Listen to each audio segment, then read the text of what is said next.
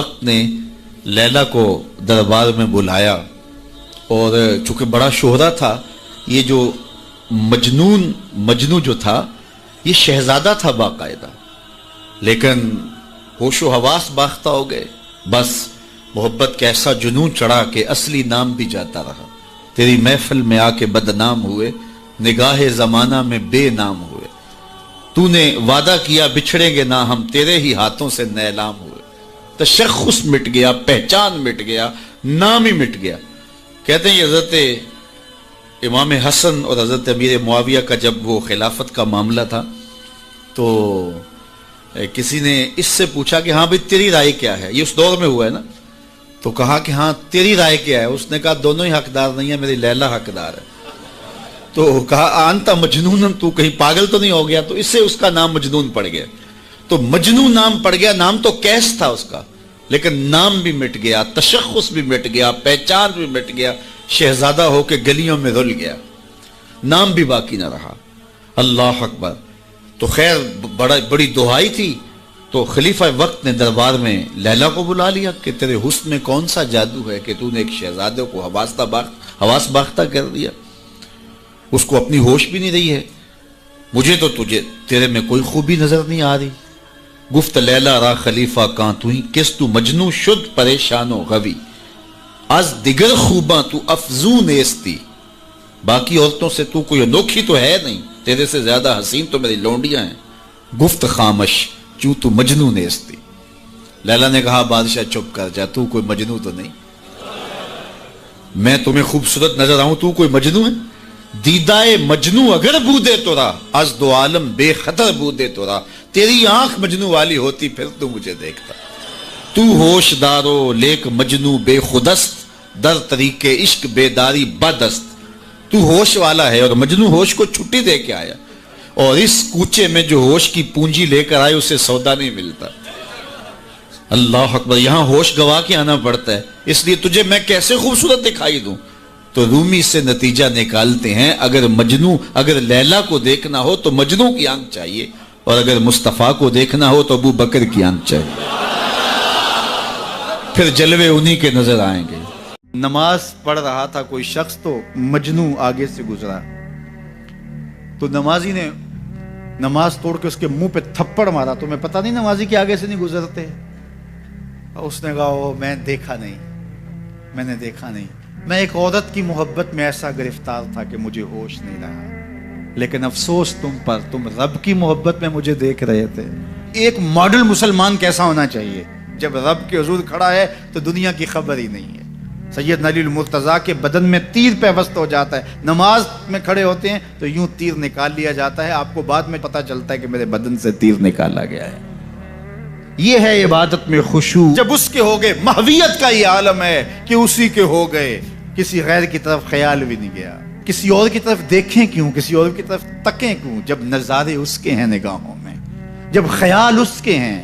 نماز ہے تو محویت، اپنی عصمت کا جوہر ہے تو اس کے گرد پہرے بٹھائے ہیں، مجال ہے کہ عصمت کے جوہر کو داغ بھی لگنے پائے، مجال ہے کہ خیال بھٹکنے بھی پائے، سوچوں میں آوارگی آنے پائے۔ یہ خیال جب جمع ہوا ہے کہ میرا اللہ مجھے دیکھ رہا ہے، پھر بند کوٹھڑی میں بھی جرم نہیں ہوتا۔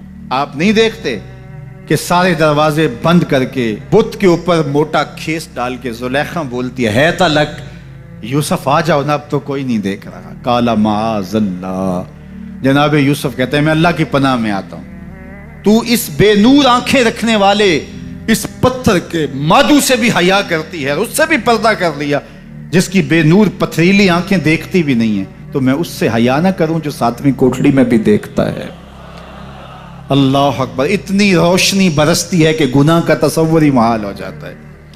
اور جناب یوسف کو پتہ ہے کہ ساتوں دروازے بند ہیں اور تالے چڑھے ہوئے ہیں، لیکن اللہ کے یقین پہ حضرت یوسف دوڑتے ہیں، اللہ تالے پگھلا دیتا ہے، دروازے کھلنے لگتے ہیں، قفل گرنے لگتے ہیں۔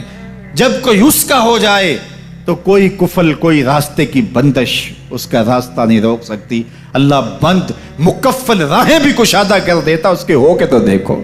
اس کے بعد کہ جب بدکار بدکاری کرتا ہے تو اس سے ایمان نکل جاتا ہے۔ اب شیطان کیا چاہتا ہے؟ ہمیں سو میں مبتلا کر دے، ہمیں بدکاری میں مبتلا کر دے۔ اور بدکاری کے جتنے راستے ہیں، فحشا کے جتنے راستے ہیں، شیطان نے ان کو آراستہ کر دیا ہے، رقص کو فن قرار دے دیا گیا ہے، اور آج اوریانی پر مشتمل مخلوط اجتماعات کو فیسٹیول کا نام دے دیا گیا ہے، اور کیا کیا رنگ اور کیا کیا ڈھنگ دیے گئے ہیں۔ وہ راستے جو بدکاری پر منتج ہوتے ہیں، وہ راستے کشادہ کر دیے گئے ہیں، اور اس سے بڑی بدبختی کیا ہوگی کہ جو بدکار لوگ بدکاری کو، برائی کو، فحشا کو پھیلاتے ہیں، حکومتوں کی طرف سے ان کو ایوارڈ دیے جاتے ہیں اور ان کو بلا کر کے اعزازات دیے جاتے ہیں، اتنے پیسے دیے جاتے ہیں کہ آپ سوچ سکتے ہیں کیا ان کے اندر خوبی ہے کہ وہ برائی کو پھیلاتے ہیں، وہ فحشا کو پھیلاتے ہیں۔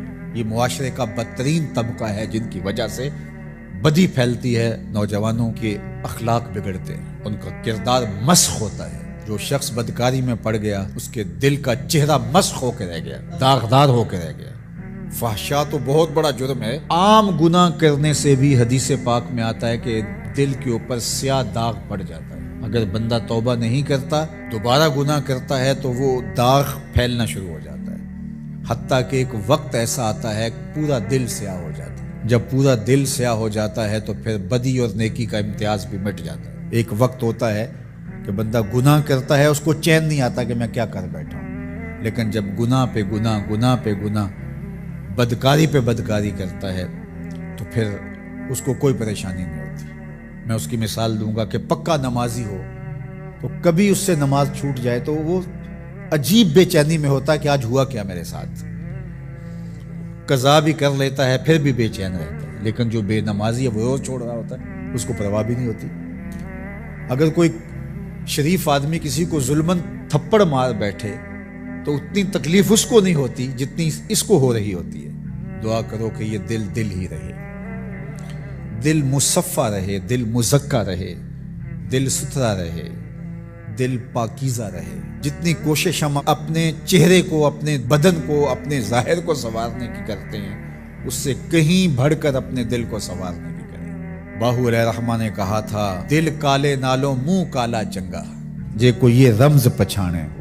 تو شیطان دل پہ ہی قبضہ جماتا ہے۔ شیطان جاسم علی قلب ابن آدم فاذا ذکر اللہ خنس واذا غفل وسوس، تو یہ غافل نہ ہو پائے، ہر وقت اللہ کے ذکر میں رہو۔ اس لیے ہمیں 5 بار مسجد میں بلایا جاتا ہے۔